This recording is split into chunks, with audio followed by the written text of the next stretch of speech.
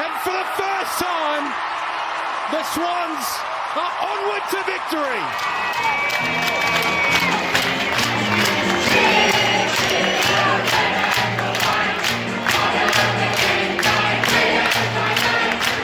Welcome back to A Bevy of Bloods, a fan podcast of the Sydney Swans Football Club. So to all you loyal Swans out there who just can't get enough of the red and the white, fluff up your tail feathers and settle in for a potentially biased yarn about all things to do with our beloved Bloods.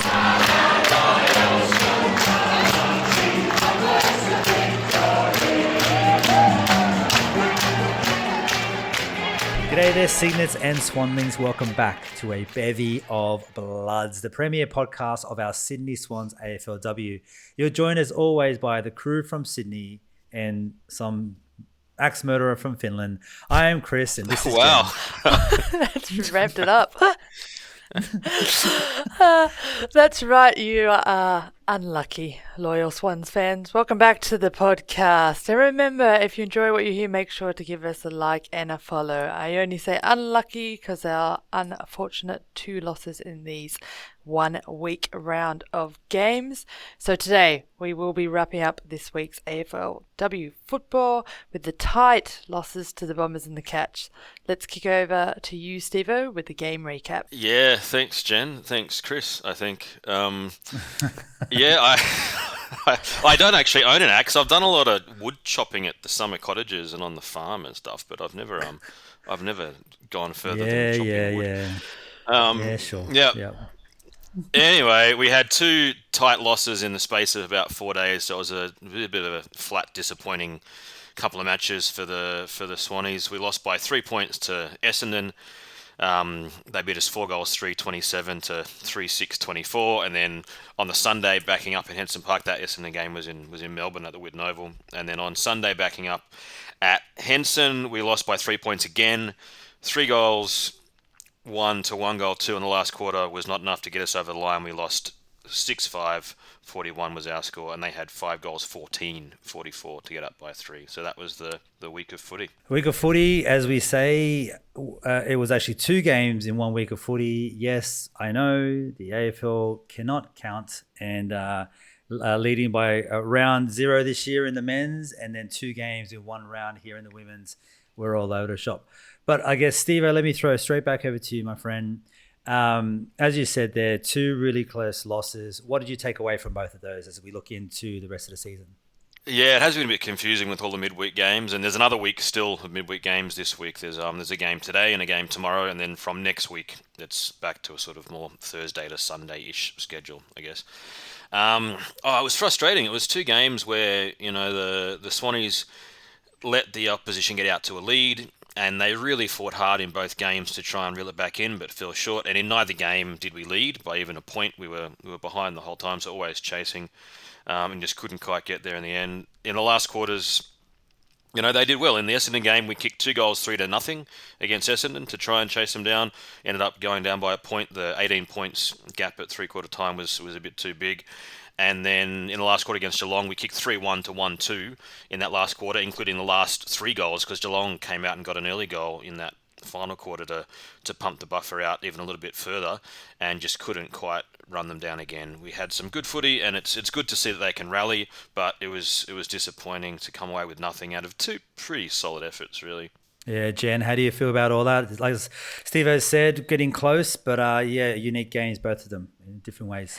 Yeah, definitely unique games. They're both pretty different games. I really felt, the game against Essendon were on top of us for most of the game, and they were the better team for most of the game. I thought we did really well to reel it back in that 4th, but we just could not get that last link in the chain, get that linkage happening. And the biggest thing for me in that game against Essendon were just the drop marks, either contested or uncontested marks, particularly the uncontested, whereas Essendon just seemed to, they played with intent. They were taking some great grabs. I was really shocked with the stats actually by the end of that game, but I think our 4th quarter brought us up because they're actually quite equal.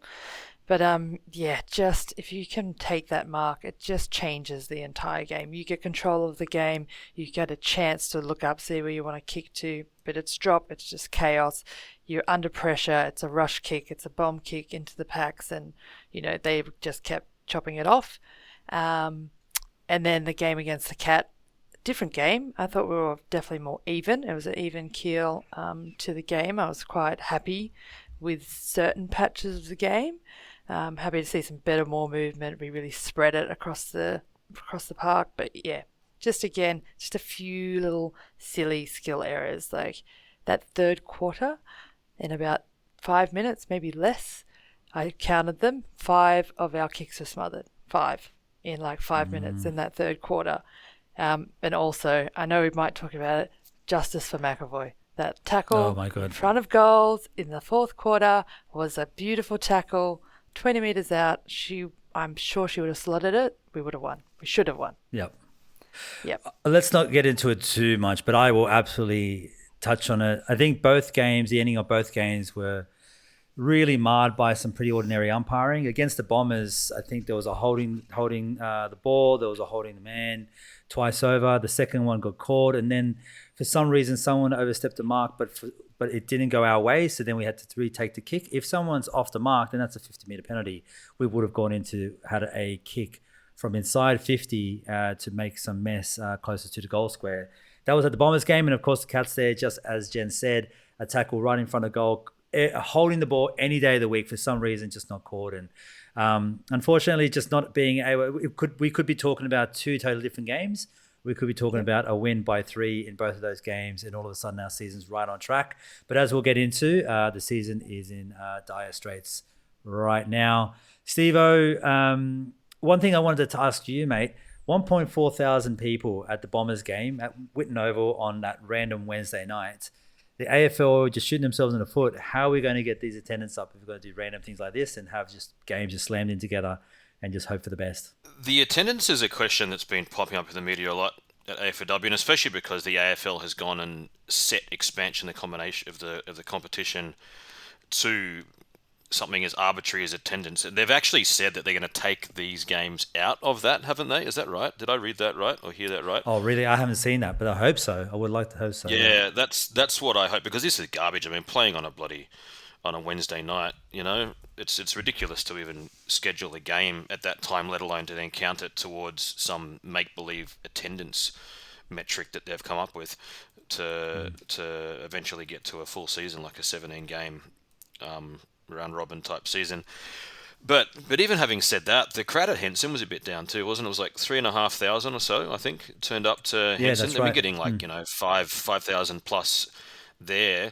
So it makes you wonder whether it's just a saturation of football. If we get exhausted, like even reviewing this now, like I was going back through my notes on the Essendon and Geelong games, and it was only last week, and I've already kind of blurred the 2 games together in my head because there's been so much footy, and every time I turn on the AFL app, there's another footy game on a bloody Tuesday or a Wednesday or whatever.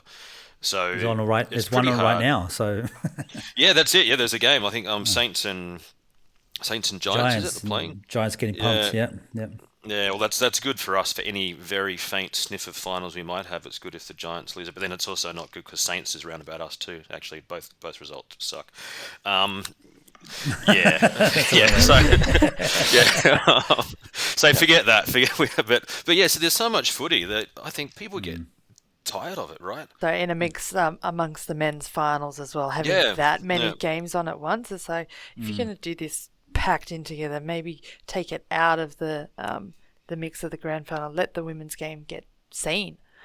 Yeah, and to run it now too, because like this time, because the Australian sporting calendar is quite fixed in terms of mentality. You've got like in what, October-ish, like November, you've got Test cricket starts in that time of year, and then the football starts, and then you've got this little period where we're coming now to the end of what was traditionally the men's AFL season, coming into spring horse racing and then back into cricket.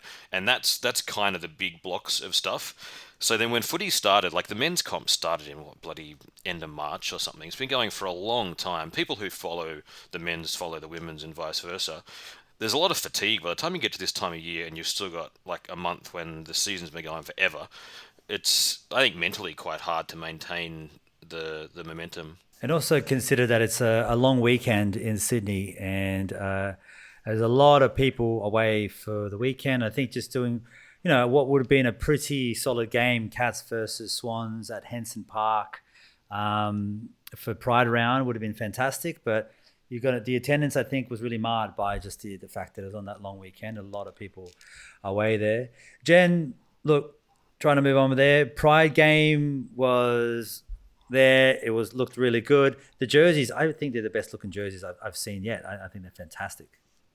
Yep, agreed. I mean, it was a great week for the jerseys, actually. The red V down in Melbourne, that looked good. And then the Pride jumper this round against the Cats. So in that terms, it was a great weekend, unfortunately. Yeah, it would have been great to have a bigger crowd at the Henson. As you said, long weekend, people away. It was pretty hot in Sydney as well. So getting down to the game, I know that's not a big excuse, but I know there was a lot of people watching it inside, maybe with a couple of beers or at a pub with a couple of beers, which disappointing, but yeah, you can understand. I was helping a friend move into North Bondi, and Bondi was shockers just because of that beautiful first summer's day in a way. It just goes absolutely ballistic, and I could just imagine there were so many people out there just going like out to Henson Park or out to the beach. And one thing as Sydney-siders we do appreciate is when the weather's good, you start heading towards the beach. Probably, as you said there, contributed to a lack of people out there. Nonetheless, Henson's a great place to watch things. It looked good, but there's not enough people. Noddy was out there having a great time, but I think he just said that the beer lines were really short, so he was having a great time. I bet he was. Wasn't it Sunday? What time was it? Because I get mixed up with the time zones with what time stuff is on. This one was early in the morning here, so it would have been afternoon there, right? And then the NRL men's grand final was that night, wasn't it? Yeah, so it was 7 p.m. So then you've also got a massive draw heading out. I guess they played at home, don't they? So you've got like 80-odd thousand people out there on a Sunday, which you wouldn't normally get in Sydney on a Sunday. Yeah, that's right. Yeah, a lot of contribution, I think, to just not being able to get the people there. And as Swans fans, we're super proud of that. We always manage to get the crowds wherever we go. But look, as we said there, Wednesday nights down in Whitnovel, that's tough for everyone. Look, to be honest with you, everyone would have just forgotten as well. Even if you were an avid Swans fan, I just presume the game's going to be between Thursday and Friday, and then it turns up on a Wednesday. You're like, oh, Jesus, right? So we are where we are, and he's hoping that we can kind of turn that around and try to get some real focus onto the AFLW, like Jen said. Jen, the games themselves, as you said, lots of good things to see in the games. What else did you want to kind of point towards that we should be working on, or things that would seem to be working okay? Yeah, I think maybe in the Cats game they did work on a couple of things that I'm about to point out against the game against the Bombers, and I've been harping on it a few times in these last couple of weeks, and it's still happening. We play on when we shouldn't play on, and perhaps that is from the pressure from the other team, but there are other times, and it usually happens if we take a mark, don't always play on. And there's too many times that we keep doing it. We either take a step laterally, so then the umpire has to call play on, and then our player's under the pump. It's not a clean kick, it's a loopy kick, or it's a loopy handball to someone who's already under pressure. It's a 3-on-1. I mean, I think there's a moment in the third quarter, someone was out. They were out. They had no player on them, and then they hand back inside. It was backwards and inside to someone who just got smashed straight away. And I was like, what? And then I think maybe because Essendon were, the dominant team, and particularly in that first half, or probably the first 3 quarters, oh my God, the amount of times we just looked indecisive. We looked rattled, I would say was the big thing for us, indecisive and rattled. We'd go to do the switch, and then someone would be like, oh, no, let's not continue that switch, and went back the way they came, and then we'll push right back up against the line on our defensive back half, the very back line. The amount of times I think we almost nearly conceded behind from one of those. Thank God BT dove and marked it, or Heads dove and marked it. Just keep the switch going, commit to something, or the big thing, mark that ball, turn and face, which if people don't know what that means, if you're usually marking the ball, then you've got to turn around and face the goals that you're going to. push back. Whilst you're pushing back, assess what's going on, get yourself balanced, and then kick. Yes, I'm fine with that, like handballs to someone who's running from behind you, or if you're going to handball to someone with their back facing our goals, get the 1-2. But it's no good giving a handball to someone with their back towards the goal, and they've got to turn into traffic, or they don't really know what's coming from behind them. We just miss our opportunities from that. Even the commentators are just like, oh, that's a missed opportunity. That was a missed opportunity. I mean, there are times when you do surge play. I like, particularly if it's a centre stoppage, bang, you get that quick tap out, you get it on the boot quickly, you give those forwards a genuine chance one-on-one. But there's other times that we've got to slow it down, give our players that chance to get in front of the ball, particularly if we've been under pressure in the D50 for as much as we were in that game, get them in front, let them lead back to the kicker and kick it to our advantage. There was just too many loop or just bomb kicks in there. I know I've done that 1,000 times in the game as well. I know when you're playing it's different, but it just keeps happening. So it seems like the girls are making it a default rather than an option. That's I guess where I was seeing it as well. Yeah, it's just like play on at all costs, but it's like, there's sometimes green light, there's sometimes orange light, there's sometimes red light. There's different sets of play. But yes, back to the Cats. I thought we did do a little bit better for that. There was some moments where we paused and had a look. I think Brooke Lachlan is actually really good at that. She'll often pause, switch the angle, brings an experienced head into the game. Same with McAvoy. I mean, Henson is actually quite a fat oval, so it's good to use the space there. Horrible to play when it's windy like it was on Sunday, but we were better at that. I think they learnt from that, and there was more of that in the Cats game. Steve-O, we come on strong towards the end of the game, which is brilliant, and we've made a game out of the two, but it does paper over perhaps that we're not being as competitive in the quarters as often as we want to. Definitely, yeah. I mean, this game, or both these games, 2 games in a row against the Cats and Essendon, in each of those games there were 2 quarters out of 4 where the Swans didn't score a goal. So it's this not keeping the scoreboard ticking over and keeping pressure on the opposition by making them, score, because if we're not scoring, then they don't really need to score if they've already got a bit of a lead. And okay, twice we almost ran them down, but it was too late. And I was curious because it's been a bit of a pattern this year. So I went back and I looked at this season, and this year, in 5 out of 7 matches, the Swans have had 2 goalless quarters in a match. And then I went back and, 5 out of 7. That's what, 70-ish%. I haven't got the calculator with me, but it's a lot. And compared to last year, I went back and looked at 2023 because I thought, no, this maybe it's just in my mind, and okay, this has been a consistent pattern or whatever, but it's not. I went back and looked at 2023, and we played 12 games in 2023, and only 3 times did we have matches where we had 2 goalless quarters. 3 out of 12. So 25% up to 70-ish% this year is a massive jump in terms of not hitting the scoreboard consistently throughout a game.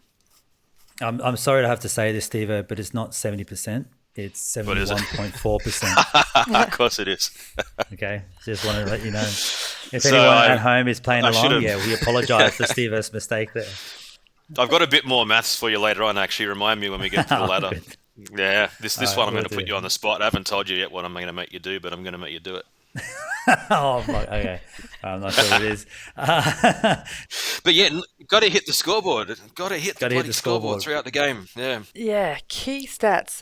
As I said, that Essendon game, I looked at that one a bit more. I was actually really surprised that our stats were actually almost equal by the end of the game. That's how much we surged in that 4th quarter. Like, we came home strong because I was shocked. It was like pretty much the same for disposals, kicks, handballs, inside 50s, hit outs, contested possessions, and uncontested possessions. And I was like, are we sure? I was like, is that serious?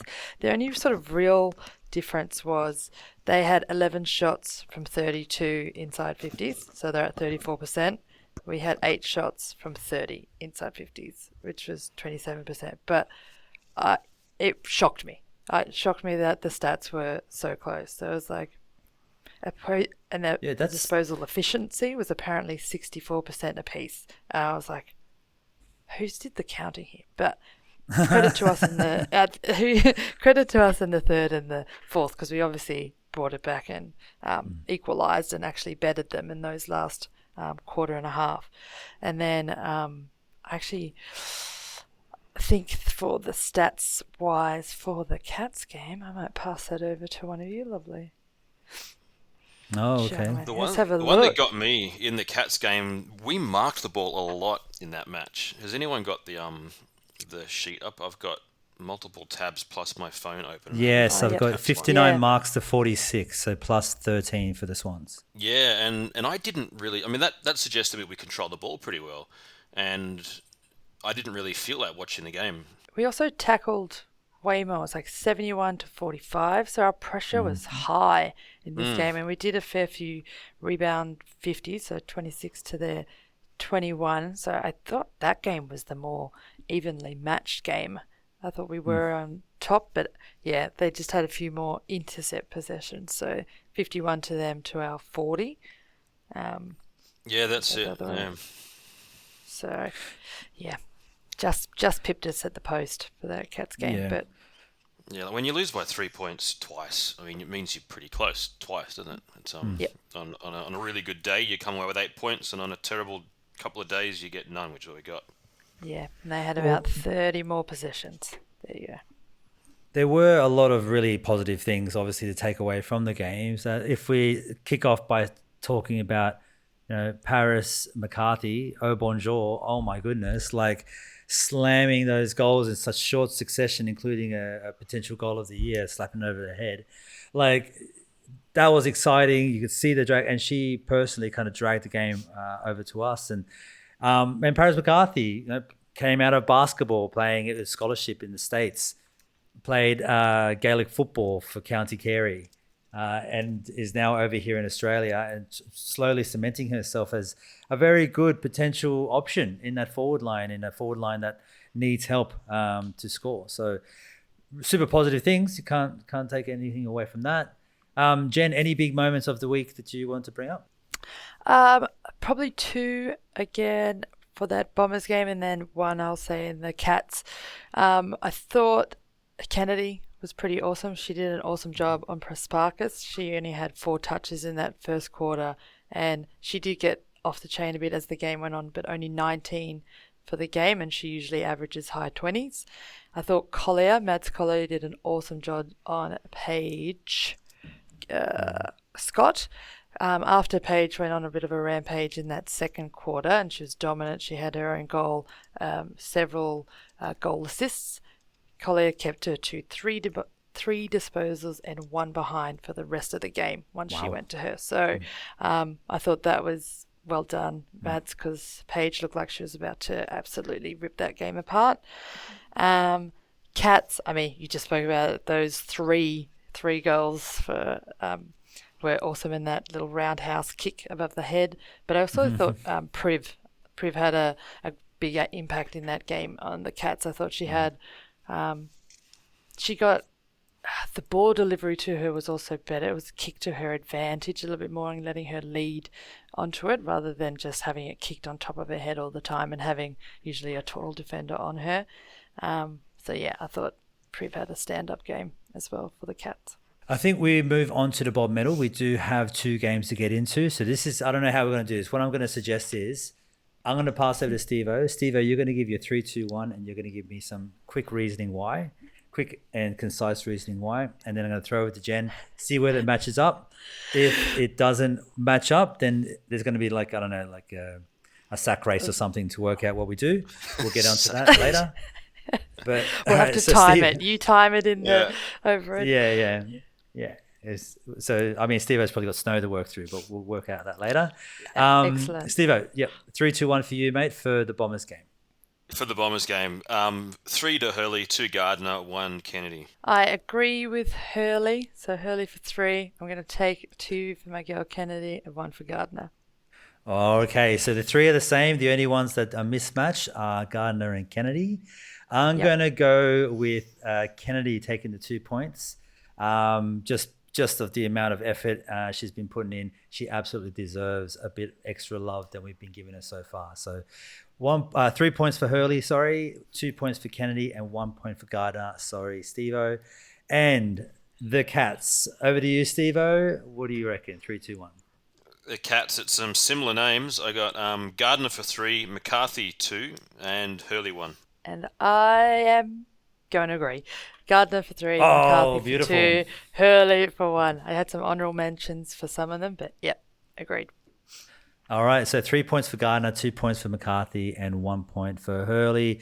Well done, McCarthy, starting to throw herself in there. Now, I'm going to pass over to you, Steve-O. Is there any, by all means, pick a couple of names, but is there anyone in particular you want to kind of get into their game, or any honourable mentions that you probably want to touch on as well? I'll stick to the ones that got the votes for now, at least. In this pair of games, like it's tough to play footy once a week. It's very, very tough to play footy twice in 4 days. And a lot of the same names were in there. It was Hurley, it was Gardner, it was Kennedy. These three, I think, really carried the team pretty heavy, especially through that middle part of the ground in those 2 games. But Sophia Hurley, I'll highlight her because I think every week, literally every week, we're seeing her become a more and more dominant player in the comp, and it's quite a powerful thing for us to have, especially with players like Ham out and Chloe Malloy is out, Ellie Morford is out. The midfield sort of half-forward area has been battered, and she's really stood up. And we talked about this when Chloe got injured earlier in the season, that, this is shit that Chloe's out, but it's also a chance for some of these young guns to become stars, and I think she's taken that opportunity and done really well. That's beautifully said. Jen, over to you. If you want to talk through any of the players or bring up some honourable mentions, I'll pass it over. Yeah, I think obviously my Kennedy, I think she just was awesome, as you said, the short turnaround in games. In that 4th quarter for the Bombers, I don't think she came off, which as a midfielder you are cooked, the amount of work that you have to do, and she surged and surged. She always gets given the hardest players, like Press Parkers, who we know is just an amazing player, and she just sticks to them like glue, and then does some amazing work around the ball herself, wins the ball, surges it forward, can kick on both feet. So she's an important player for our team, as you just said, due to our injuries. My honourable mentions for both games, Red Ribbon of Death, definitely Cynthia Hamilton. She, again, I like her in the mids. I like her rotating. As we said, Red Ribbon, she's got that fire, and she's got a massive boot. Like, there was a moment, the sisters linked up. Lexi tapped it down to Cynthia Campbell-Gardner, back to Hamilton, bang, massive boot in, and that was the ball that got out the back to Priv, and she got that snap goal. So she comes in off the pack so many times and just nails people. She's often one of the first in there for a fight, so that's always funny, as there was another fight over this last week. BT, BT spoils a work of art. I think both games, it's really hard when the ball's coming in low to get your arm around underneath the other person's arm and punch it away. And she does that so well without giving away a free. So she's incredible. And then and you never see her spoil something when she didn't have to. Like sometimes you question, you're like, oh, you had an opportunity to mark there. That was the best that would have been best to spoil. I don't think I've ever seen her make the wrong decision in that situation. She's just great back there. Yeah, agreed. And then little Sergeant Wilson, I think she needs a little nod. She has stepped up in the long sleeves across the halfback line as well. That's it. Beautiful. Yeah. I got a stat, actually, before we go on Kennedy. You said in that last quarter she barely came off. I looked at her time on ground percentage for the whole match against Essendon. She played 90% of game time against the Bombers, which as for hard a as she hard-running, does, tackling midfielder is huge. And the only 3 Swans that were ahead of her was Privatelli, Beraldson and Tarrant, who are very different types of players. Like, that's a massive amount of time. That's huge. 90%. Oh, my 90%. God. Yeah. And then she backed up with 87% against the Cats. Yeah. Oh, my God. She's a beast. She's a beast. Yeah. Going back to Hurley very, very quickly, I just, to Steve-O's point, she's solidifying herself as a key pillar in that line. She's, the first season she played, she averaged 10 touches. Second year, 15 touches. This year, she's averaging 20 touches. She's more clearances this year already. She's hit 24, which was her best for last year already with a few games to go.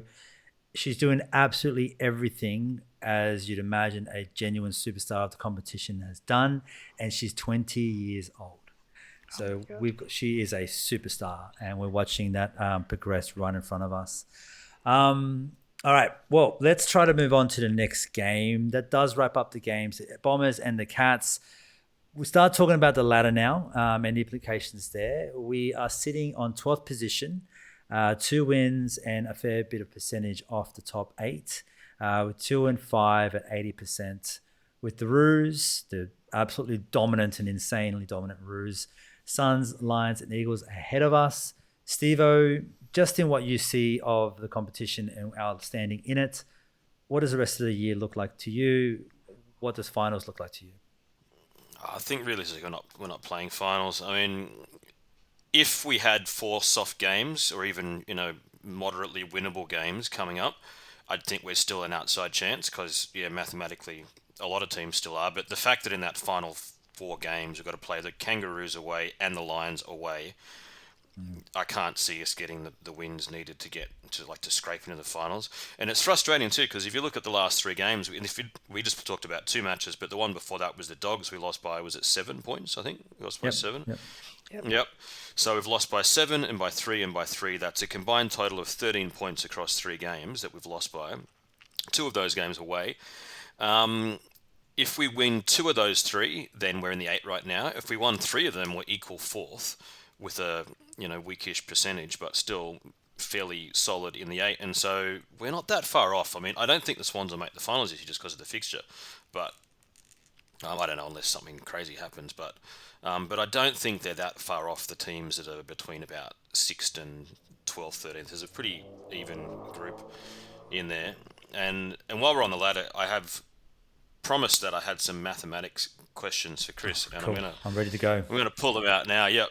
So I noticed that the ladder. Yeah, I was looking at the ladder, and our percentage is 80.7. We were talking a while ago that we needed to get whatever number of points difference or whatever the percent up to 100.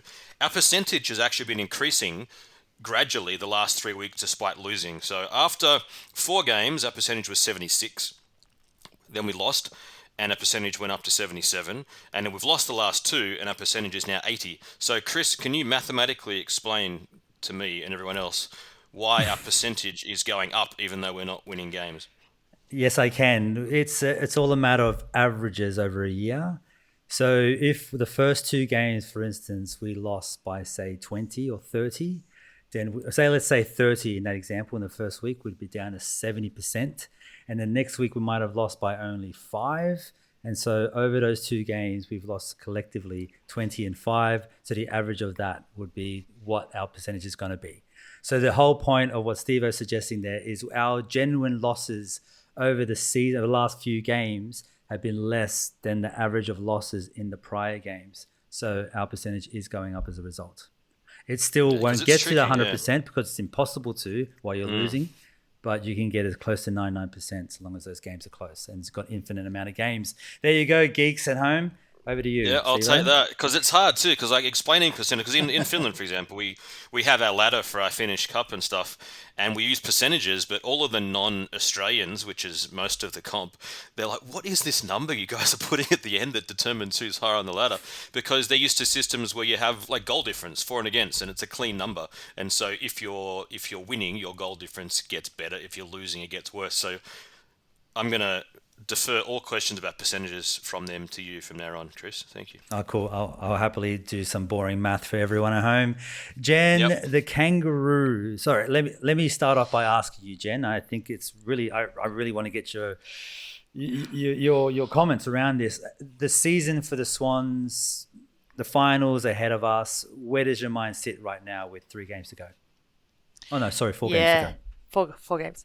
Yeah, I agree. I mean, we at least stay in 12th, and our percentage is at least a bit better. It's higher than 13th by a fair way, but yeah, it's a tough road ahead. Kangaroos, as we just said, on top of the ladder, and like take your pick. We've got a line down here that says who are the danger players. Oh, Yeah. it's All the whole of them? team. The whole team. I wrote down like Emma King, Kearney, Jazz Gardner, Libby Birch, Talia Randall, Ash Riddell. Like, it's just across the park. So I think this is going to be a tough weekend ahead. But sometimes when you play a better team, you play better as well. Maybe. Fingers crossed. Let's go. Come on, girls. It's not over yet. And then, we've got probably a good chance to beat the Suns, considering they're on the bottom of the ladder. I'd say Lions, that's also going to be a really tough one. And then 50-50, West Coast, obviously. They've been doing pretty well over there in the last couple of weeks, but they're only just above us, so we may as well go out as strong as we can to the end of the season. As you said, you never know what happens. Sometimes other teams will get major injuries to their stars, and we don't want that to happen, but it does happen. So anything, we've still got a sniff. There's a slither in the window. There's chance. We can take it. We're Swans. We go all the way. We'll fight to the end. On the injury front, we do have word that Montana Ham is actually sitting for a test for her foot. That would be really awful if it was, because she hasn't had a season yet where she's been healthy through. So let's hopefully see her get all the way out there. But I guess, do either of you want to take any predictions here, bold prediction? You go, Steve-O. Let me think. Okay. I was looking back at in the North Melbourne would have been thrashing just about everybody. They drew against Geelong early in the season, but that's it.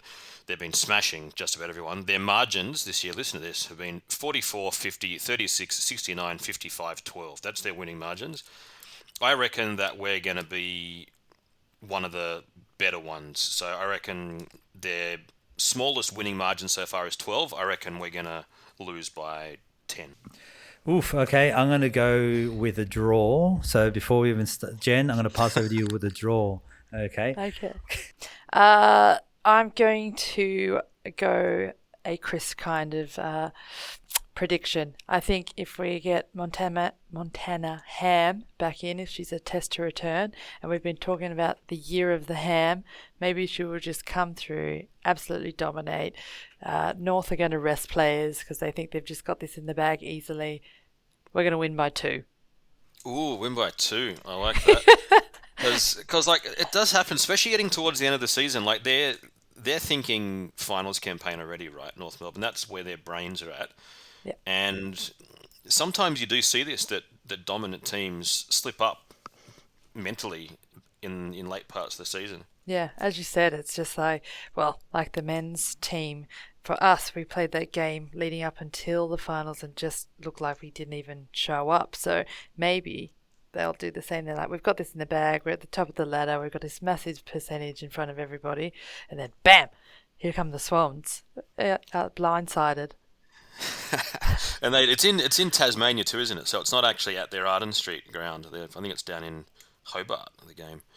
So maybe they just leave a few at home. I was just going to say everyone should bring their long sleeves. Yeah, what's the weather like in Hobart in October? Probably like Finland in summer, honestly. It's probably terrible. Yeah, but at least we it's just in the middle of the day. Yeah. 105. Yeah, we were just talking about Montana Ham's injury, and I just saw a message now from the Swans, like an update, just 3 hours ago. This is Tuesday evening in Australia time. Updated Montana Ham's foot. She's a test to play against North, but then they updated Ali Morfitt saying she had surgery on her foot last week and she's recovering well and will start rehab. Alana Woodward with her ACL will undergo surgery this week, is out for the year, and Chloe is progressing well with her rehab. So that's where we're up to with the big injuries in the team. Okay. Well, any last minute things that anyone wants to say before we wrap up the week, round 6 that comprise the 2 games? Get down to Hobart if you're there. It'll be a 1 o'clock game, 1:05 p.m. game. Get down there, support them, or get your team together somewhere and cheer along, watching it online or on your TVs. Get around the Swannies for their win. I don't know if he listens to this, and there's a guy whose YouTube channel I watch called Tazdaz Down Under, and he's a food reviewer, and he's based in Hobart, and he's a Swans fan, and I know that because I've seen Swans posters on the back of his house wall when he does his food reviews at home, so maybe he'll be down there, so get a win in for Tazdaz. Tazdad, all right, this is interesting. I might reach out to him, see what Tazdaz he Down got to Under, say for himself. down under. Look, Launceston's a cool place. Is it Launceston or Hobart? I lost Maybe it's Launceston. Shit, I thought it was Hobart. You might be Hobart. right. It is Hobart. It's Hobart? Okay, cool. Hobart is just between us. North much Hobart more fun Oval. than Launceston. Launceston is a cool town. I've spent some time in Ravenwood, but it's not the same as Hobart on a nice sunny day. Well, that leaves us to the end of the episode. If you've enjoyed what you listened to, thank you very much. Give us a like, give us a follow. It's all really good. Otherwise, if you're going to the game, cheer hard. The girls need the response. And if you're in Sydney, there's always the Ladies Lounge on Oxford Street to watch the game as well. Until next week, up the Bloods and can you Swanee?